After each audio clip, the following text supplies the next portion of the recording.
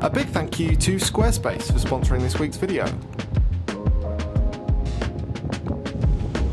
Hello everybody, how's it going? I hope you're all well, and I really hope you can hear me in this wind. A couple of weeks ago, in conditions much like this, I was stood in front of this life ring attempting to photograph it. And as I mentioned in the last video, perhaps the video before, I don't think I did an optimal job. I wasn't really concentrating, and I thought actually this scene deserves more of my attention. So I wanted to come back not long after that because as I mentioned in that video where I was talking about it, the sun will get to a stage where it's too far east at sunrise. But luckily, here we are a couple of weeks later, and we have even better conditions, I think, today.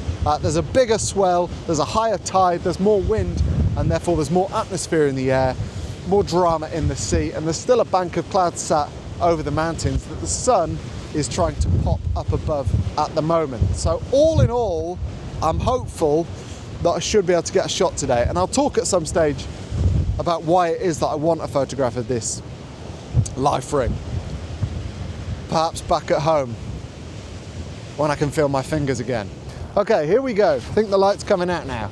Let me talk you through my composition as well, or try to, assuming that you can hear me. Basically, there's a group of trees on the horizon, and the last time I was here, I mistakenly intersected those trees with the stand for the life raft.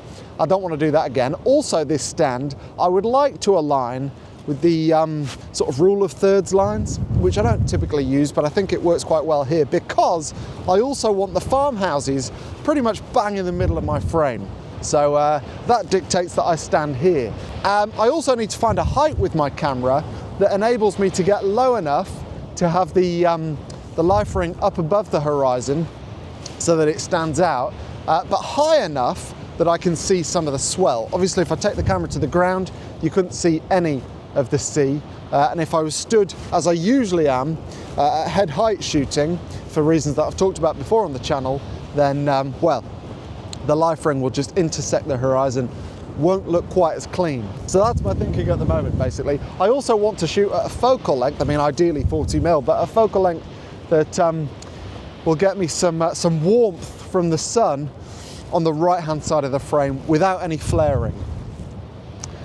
So that's what I'm thinking about. And timing-wise, I'm waiting for the swell to hit the rocks.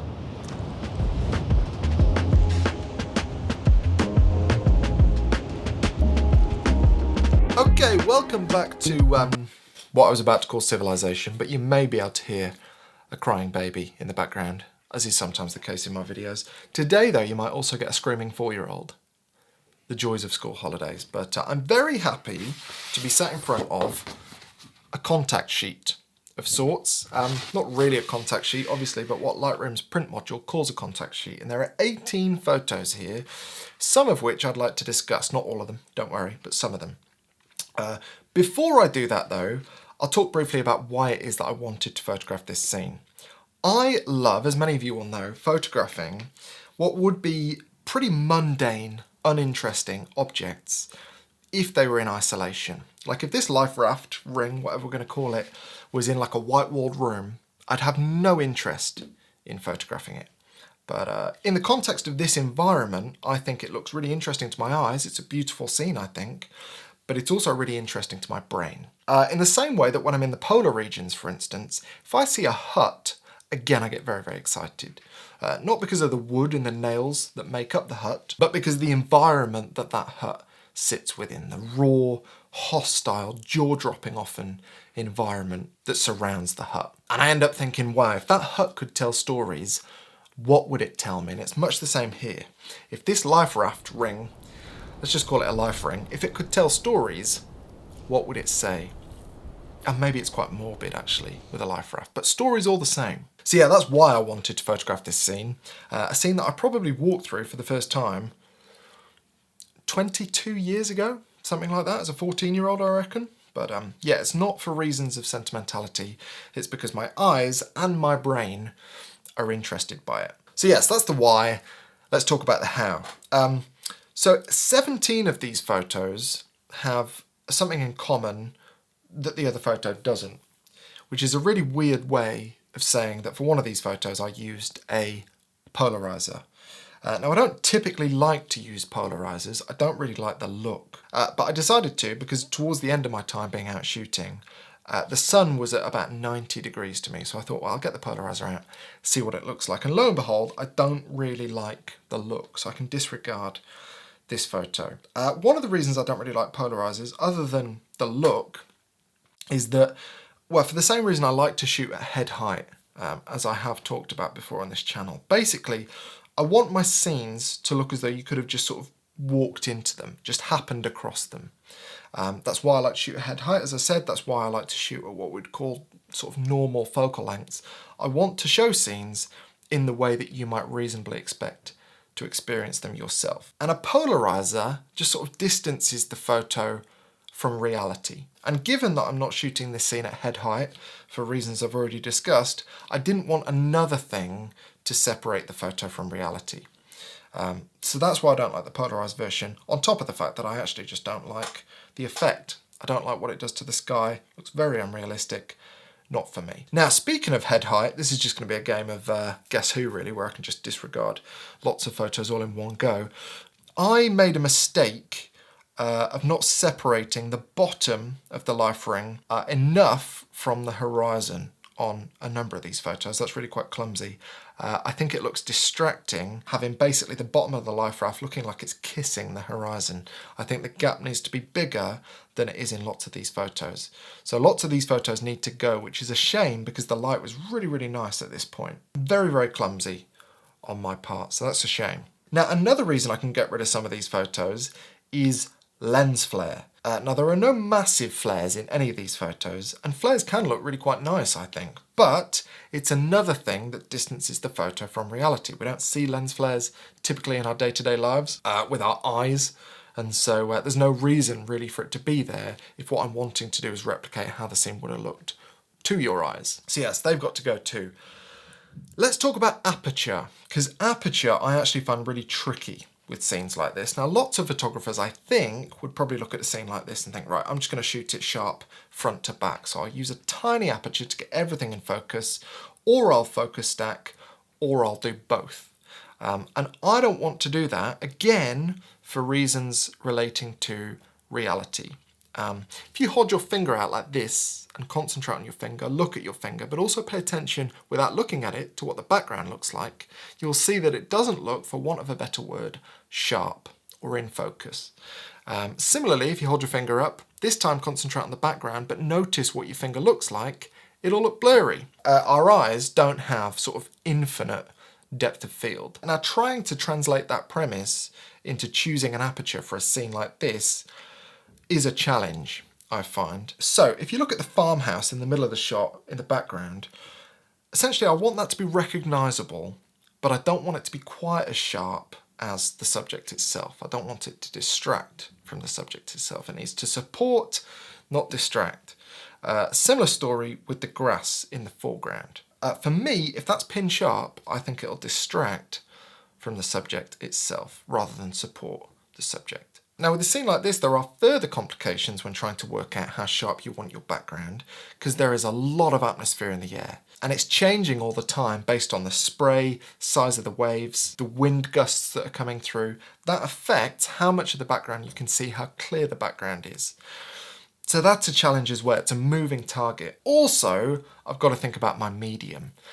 I want these photos to look good on printed paper. The printed paper that I typically use is textured matte paper. I love textured matte paper.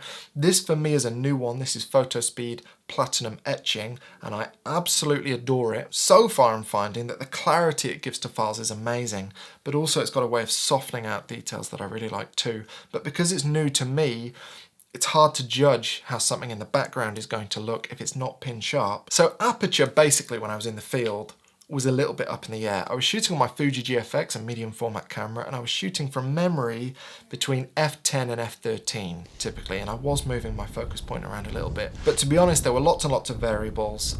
I think on a few of these, I have got the right balance. But to be honest, it was a bit tricky. Now the other variables, quite obviously, are the waves and the clouds and the light. But there was a shot where I felt like everything came together, and it's this one. And on this paper, I think it looks really, Really quite cool. So far I've printed several versions of it because, as I say, this paper is new to me and so I'm trying to dial in the sharpness. But this particular shot, I do think everything came together.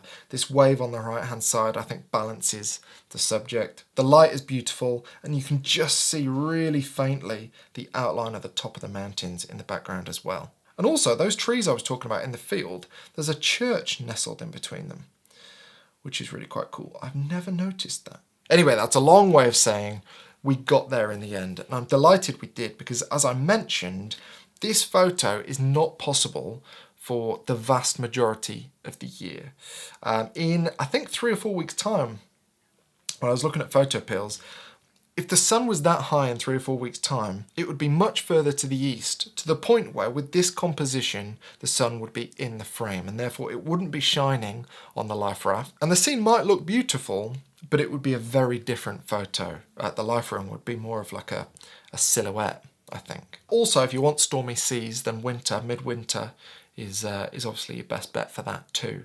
So yeah, I was on borrowed time trying to get this, and I'm pleased I managed it. Anyway, that is more than enough waffle, I suspect. I've been asked a lot to do videos like this where I concentrate on one photo, and I've never really done it. Often, as you'll know if you watch this channel, I'll show a photo for 2 or 3 seconds and then I'll move on and I won't even discuss it. So this is a nice change of pace, and I will try and do a bit more of it outside the school holidays, I think. Or maybe I can just do all of this in the field when it's not that windy. Woo! Yeah. Anyway, this print will be available on my website for the next few weeks, basically until I've got another print to show. Looking at my calendar, I suspect that'll be 2, 3, maybe 4 weeks' time.